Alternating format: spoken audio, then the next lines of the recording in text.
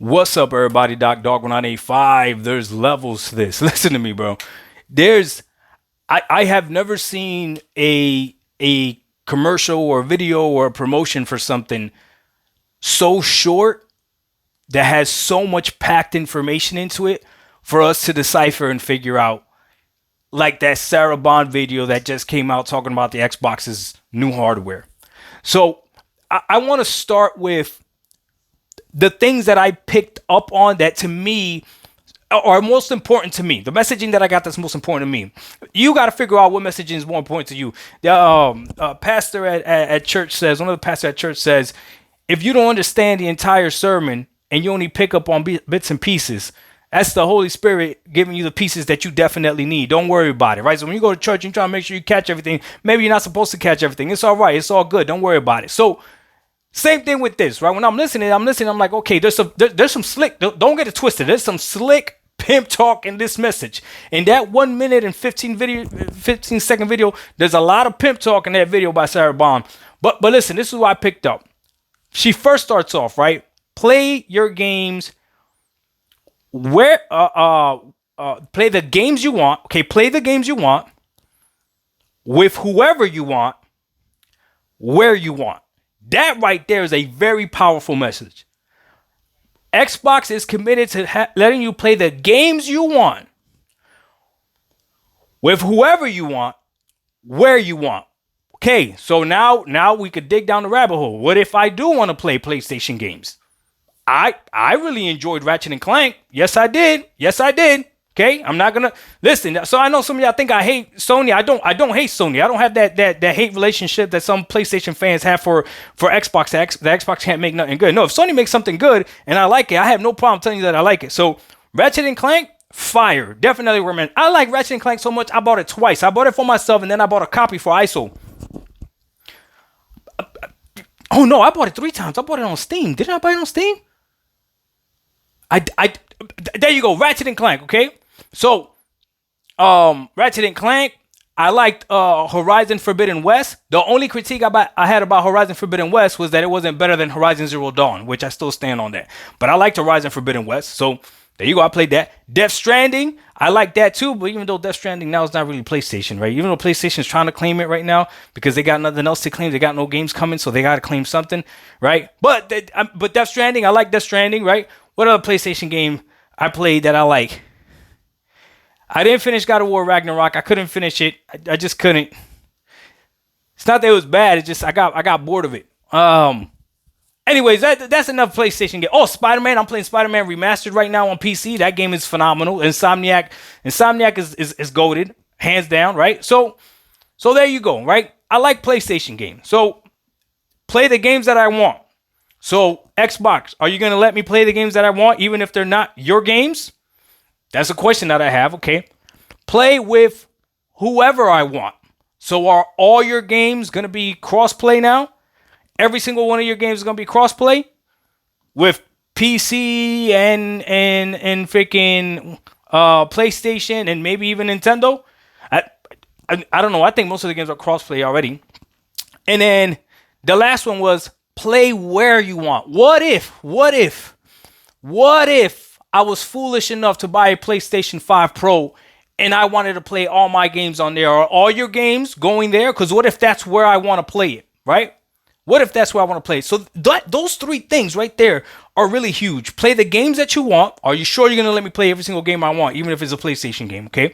Are you going to let me play with whoever I want, right? And then the last thing, on whatever hardware I want, okay? So if you're a PlayStation gamer, the way they accomplish that for you is play the games you want, is they got to bring all their games to PlayStation. Because if you're on PlayStation, you're mostly there because of the games or tempo games that you're only going to get once a year, right? That's probably why you're there. Okay, so there you go, right? So then Xbox bringing all their games there. There you go, okay? Play with whoever you want. Hey, crossplay. You're on PlayStation though, but you could crossplay with Xbox. That's easy to do. And then play on the hardware you want. If you're PlayStation, well, you got the PlayStation, so you're going to get to play, bring all your games over there. You're perfectly fine. Now, if you're an Xbox fan, right, and you like the Xbox console, the Xbox ecosystem, you have 2 options. You either go PC or whatever this next console PC hybrid thing is going to be. Who knows what it's going to be. But if they do go a traditional console, then it's got to be figure out a way to be able to play all the games that I want, which might be PlayStation games. How are you going to do that, Xbox? Is it going to be with Steam, right? I have to believe yes, because in that same video, she mentions how you're not going to be tied to one store. That's as clear as day. The only other store that matters in this context is going to be Steam. Unless for some weird reason you'll have access to the PlayStation Store, which I doubt, right? Could you imagine they put the PlayStation Store on there and then PlayStation gets a cut, right? Or like, no, that wouldn't, I don't know. But Steam is what makes the most sense, right? Putting Steam on it. Okay, fine. So, different launches. So that's the only way they would be able to accomplish it. But now here's the thing. If you put Steam on an Xbox console-like PC, whatever the heck it is, then that's where people are going to probably buy their games, and they'll still use Game Pass to play Game Pass games. So then no one will be buying games on Xbox unless you want to do Play Anywhere. Still won't really matter because you'll buy it on Steam on your Xbox and still be able to play it on Steam on PC. So you see what I'm saying? So that one's a little confusing, right? But this is the other thing she said that was very important in that video. She said next generation of consoles, right? Whether it's in your home living room or handheld, and she put an S at the end. Lineup, console lineup, right? To me, that reads as there's going to be multiple SKUs. They've already done it with the Xbox Series S and X, right? I don't know, let's say 5 more SKUs. When you're thinking about graphics cards, when a new generation of graphic cards drop, there's usually at least 4, right? You got the 50, 60, 50, 70, 50, 80, 50, 90, right? And then you got some TIs in there, right? So maybe they do 4 SKUs of different consoles or whatever. I don't know. But if they make them PC-like, then these developers only got to develop for PC and PlayStation, which that could be an option as well. So again, this is all from this very short video, right? And then last but not least, that I don't want any Xbox gamer to miss. The PlayStation gamers picked this up quick, okay?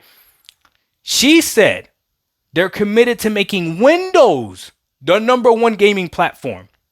Now, this is where I'm going to need help from the PC master race, from the PC elitists, from the people that know about PC, period. VG Fight School, if you see this, make a video just about this part, okay? You can make a video about the whole thing, dog. But this is what I need. The Turk, for you too, okay? Everborn, for you too. Okay, Sante, for you too. Listen to this part right here. Okay, so here's the deal, right? Windows, can correct me if I'm wrong, I'm asking you now, is not equivalent to Steam. The Xbox app would be equivalent to Steam. Windows would be equivalent to Linux. Is that true? Am I making that correct correlation? So if they're saying that they're dedicated to making Windows the #1 gaming platform, you could still have Steam, right? Because Steam is on Windows right now, and I would probably argue, again, somebody correct me if I'm wrong, that the majority of Steam users are on Windows.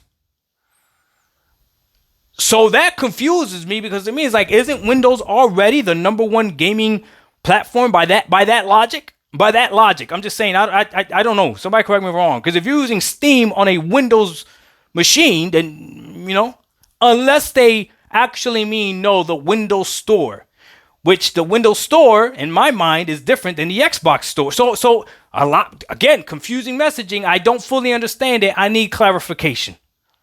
The only way we're going to get clarification is if we wait for these freaking consoles to come out. We got to wait or these PCs to come out. What's even more confusing right now is nobody knows what a console or a PC is, because depending on who you ask, and I put a picture of my Asus ROG Ally, the back of my Asus ROG Ally, literally on its sticker, this was before they went ahead and teamed up with Xbox, says handheld console PC. That's literally what it says. I've always looked at my Asus ROG Ally as a PC, because it looks like a PC, quacks like a PC, acts like a PC. It's a PC. But they're saying it's a handheld console. You know what, though? I've seen some people finally understand it. I don't care. Give me the best piece of hardware to play my games at a price that makes sense to me, with an interface that makes sense to me. The Xbox Series X and the PS5, as far as when it comes to the gaming interface, have been nearly flawless. Everything makes sense. It's easy to maneuver. You control everything with a controller. You don't have to do extra steps. It is beautiful, right? The problem is that they're closed wall gardens, whatever the heck that means. You know what that means. They're closed up, and the developers get to decide what frame rates you get to play the game on. Even though it's been proven by PlayStation fans and Xbox fans, it's been proven that these consoles are stronger than the lowest spec PCs for some of these recommended games. It's already been proven, but somehow these games are still locked for us. We can't go ahead and change settings or whatever, blah, blah, blah. And now, I don't care what anybody says. Console gamers are perfectly fine changing settings. Don't give me that. Give us the same presets that you do on PC. Low, medium, high, ultra, whatever, right? That simple. But again, all this messaging in this 1 minute and something seconds video, it's crazy because to me, it leaves more confusion than anything else. And here's the biggest problem that I have with it. And you're not going to like this, but I don't trust anything Xbox says. I trust what they do. I don't trust what they say, because they've said a lot of stuff. And I've only been a fan of them this generation. There's people that have been lied to for God knows how long. I pay attention to what they do, and I'm going to move wherever it makes sense to me. So you could be mad at me for moving to PC, but that to me makes a lot of sense. And right now, even still on PC, I can't guarantee you that whatever Xbox does next, PC is still not the better place to play. I can't guarantee that to you. But we'll wait and see. I'm optimistic because if there's one thing that Xbox does do, and has been doing it since this entire generation, it has been the most exciting platform. But it's not even close. Everybody's talking about Xbox all the time. Nobody even talks about PlayStation. The last time there was a huge excitement for PlayStation was when the PS5 Pro was coming out. Then after that, it's just been no real excitement, which is not a bad thing. Before you start typing, it's not a bad thing. PlayStation's doing what it's supposed to do, right? Except for the one. I mean, I got to see how people feel about that. One tempo game a year is crazy, but especially when you say you bought that box for that, you're gonna be getting more Xbox games. You're gonna be playing. That's a whole different video. But anyways, let me know what you guys think. A 12-minute video off of a 1 minute and something seconds video is crazy. But there was a lot of information in there, a lot of pimp talk in there, and I'm just looking at it like, okay, we'll see what you guys do with it. We'll see what you guys do with it. I'll leave it at that. Doc Dog 1985. There's levels to this. We out. Peace.